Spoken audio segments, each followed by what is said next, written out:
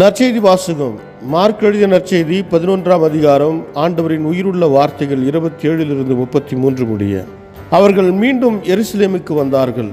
இயேசு கோவிலில் நடந்து கொண்டிருந்த போது தலைமை குருக்கள், மறைநூல் அறிஞர்கள், மூப்பர்கள் ஆகியோர் அவரிடம் வந்து, எந்த அதிகாரத்தால் நீர் இவற்றை செய்கிறீர்? இவற்றை செய்ய உமக்கு அதிகாரம் கொடுத்தவர் யார் என்று கேட்டனர். இயேசு அவர்களுக்கு மறுமொழியாக, நானும் உங்களிடம் ஒரு கேள்வி கேட்கிறேன், நீங்கள் மறுமொழி கூறுங்கள். அப்போது எந்த அதிகாரத்தில் இவற்றை செய்கிறேன் என நான் உங்களுக்கு சொல்லுவேன். திருமுழுக்கு அளிக்கும் அதிகாரம் யோவானுக்கு விண்ணகத்திலிருந்து வந்ததா அல்லது மனிதரிடமிருந்து வந்ததா? எனக்கு பதில் சொல்லுங்கள் என்றார். அவர்கள் விண்ணகத்திலிருந்து வந்தது என்போமானால் பின் ஏன் அவரை நம்பவில்லை என கேட்பார். எனவே மனிதரிடமிருந்து வந்தது என்போமா என்று தங்களிடையே பேசிக் கொண்டிருந்தார்கள். ஆனால் மக்கள் அனைவரும் யோவானை ஓர் இறைவாக்கினராக கருதியதால் அவர்களுக்கு அஞ்சினார்கள். எனவே அவர்கள் இயேசுவிடம், எங்களுக்கு தெரியாது என்று பதில் உரைத்தார்கள்.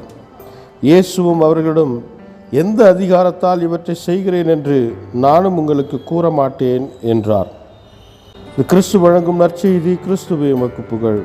ಮಾರ್ಕ ಅಧ್ಯಾಯ 11 ವಚನ 27-33 ಯೇಸು ಮತ್ತು ಆತನ ಶಿಷ್ಯರು ಜೆರುಸಲೇಮಿಗೆ ಮತ್ತೆ ಹೋದರು. ಯೇಸು ದೇವಾಲಯದಲ್ಲಿ ತಿರುಗಾಡುತ್ತಿದ್ದಾಗ ಮಹಾಯಾಜಕರು ಮತ್ತು ಹಿರಿಯ ಯೆಹೂದ್ಯ ನಾಯಕರು ಆತನ ಬಳಿಗೆ ಬಂದು, ಇವುಗಳನ್ನೆಲ್ಲ ಮಾಡಲು ನಿನಗೆ ಯಾವ ಅಧಿಕಾರವಿದೆ? ಈ ಅಧಿಕಾರವನ್ನು ನಿನಗೆ ಯಾರು ಕೊಟ್ಟರು? ನಮಗೆ ತಿಳಿಸು ಎಂದರು. ಯೇಸು, ನಾನು ನಿಮಗೊಂದು ಪ್ರಶ್ನೆಯನ್ನು ಕೇಳುತ್ತೇನೆ. ನೀವು ನನ್ನ ಪ್ರಶ್ನೆಗೆ ಉತ್ತರಿಸಿದರೆ ನಾನು ಯಾವ ಅಧಿಕಾರದಿಂದ ಇದನ್ನೆಲ್ಲ ಮಾಡುತ್ತಿದ್ದೇನೆ ಎಂಬುದನ್ನು ನಿಮಗೆ ತಿಳಿಸುತ್ತೇನೆ. ಯೋಹಾನನು ಜನರಿಗೆ ದೀಕ್ಷಾಸ್ನಾನ ಮಾಡಿಸಿದ್ದು ದೇವರಿಂದ ಬಂದ ಅಧಿಕಾರದಿಂದಲೋ ಅಥವಾ ಮನುಷ್ಯರಿಂದ ಬಂದ ಅಧಿಕಾರದಿಂದಲೋ ನನಗೆ ತಿಳಿಸಿ ಎಂದನು. ಯೆಹೂದ್ಯ ನಾಯಕರು ಈ ಪ್ರಶ್ನೆಯ ಬಗ್ಗೆ ಚರ್ಚಿಸಿ ಒಬ್ಬರಿಗೊಬ್ಬರು, ಯೋಹಾನನು ದೀಕ್ಷಾಸ್ನಾನ ಕೊಟ್ಟದ್ದು ದೇವರಿಂದ ಬಂದ ಅಧಿಕಾರದಿಂದ ಎಂದು ನಾವು ಉತ್ತರಿಸಿದರೆ, ಆಗ ಮತ್ತೆ ನೀವು ಏಕೆ ಯೋಹಾನನನ್ನು ನಂಬಲಿಲ್ಲ ಎಂದು ಯೇಸು ಕೇಳುತ್ತಾನೆ. ಆದರೆ ಯೋಹಾನನು ದೀಕ್ಷಾಸ್ನಾನ ಮಾಡಿಸಿದ್ದು ಮನುಷ್ಯನಿಂದ ಬಂದ ಅಧಿಕಾರದಿಂದ ಎಂದು ಹೇಳಿದರೆ, ಆಗ ಜನರು ನಮ್ಮ ಮೇಲೆ ಕೋಪಗೊಳ್ಳುತ್ತಾರೆ ಎಂದು ಮಾತಾಡಿಕೊಂಡರು. ಜನರೆಲ್ಲರೂ ಯೋಹಾನನನ್ನು ಒಬ್ಬ ಪ್ರವಾದಿ ಎಂದು ನಂಬಿದ್ದರಿಂದ ಅವರು ಜನರಿಗೆ ಭಯಪಟ್ಟರು. ಆದ ಕಾರಣ ಅವರು ಯೇಸುವಿಗೆ, ನಮಗೆ ಗೊತ್ತಿಲ್ಲ ಎಂದು ಉತ್ತರಿಸಿದರು. ಯೇಸು ಅವರಿಗೆ, ಹಾಗಾದರೆ ನಾನು ಸಹ ಯಾವ ಅಧಿಕಾರದಿಂದ ಇವುಗಳನ್ನು ಮಾಡುತ್ತಿದ್ದೇನೆಂದು ನಿಮಗೆ ಹೇಳುವುದಿಲ್ಲ ಎಂದನು. ದೇವರ ವಾಕ್ಯವಿದು. ದೇವರಿಗೆ ಕೃತಜ್ಞತೆ ಸಲ್ಲಲಿ. Gospel according to Mark chapter 11 verse 27-33.